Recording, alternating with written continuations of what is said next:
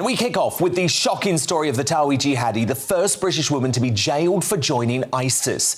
In 2014, at the age of just 24, Tareena Shakil used her student loan to flee to Syria. The following year, she was in chains at Heathrow after escaping the death cold. Having served 3 years in prison and completed a de-radicalisation programme, Tareena sat down with me for her first TV interview, where I pressed her on why she deserved forgiveness from Britain. I liked you. And I believed you. But I cannot understand, I simply cannot understand how someone who seemingly had so much going for them, lived in a great country like the UK, had a supportive family, would defect to fight for ISIS. And can you understand why some folk are going to be sitting at home watching tonight saying that 3 years in jail, it's not enough. It's not a big enough punishment for what you did. I mean, I totally get that reaction about 3 years not being long enough, and some people may be of that opinion. However, at the time when I decided to run away, you know, yes, I was living in a great country like England and had a supportive family, but the life I was living at that time, in my marriage, a lot of domestic violence, really unhappy. Unfortunately, years of that had built up to me feeling like there was nothing else for me to do. I had nowhere else to turn, nowhere else to go.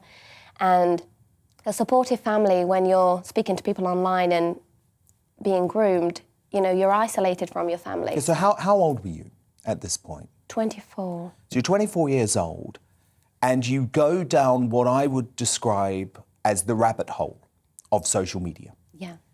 And it's Facebook, where you met these folk who ended up radicalising you and encouraging you to go to Turkey. So what happened on social media? Why on social media were you all of a sudden posting ISIS messages, seeming to support this organisation? How on earth can Facebook radicalise an ordinary British woman to that extent? I mean, I was speaking to people who were in Syria fighting, and they would always put their point across and justify what they were fighting for. And, you know, it became apparent that they would say to me, you need to make hijra. Hijra is Islamic migration. And kind of led you to believe that you have to go and live there, otherwise you'll go to hell if you stay in a country that's not a Muslim country. And you kind of felt like it was your obligation, really. So it was to do with the people I was speaking to and the things that they were saying.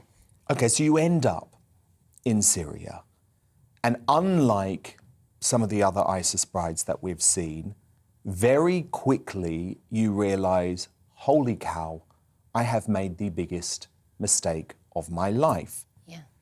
But can you just confirm to me, and can you look me in the eye and confirm to me that you were not responsible for any violence over there? Because there are some messages that you sent that have raised the question as to whether you were or not. No, absolutely not. So you were never involved in any murders of anyone, any killings of anyone? You were never involved in any violence personally? No, absolutely not. And so you're over there, you're in a house, you're at least witnessing terrible things going on around you, and you realise you've made the biggest mistake of your life. Yeah. So how does it feel in that moment? Despair. You know,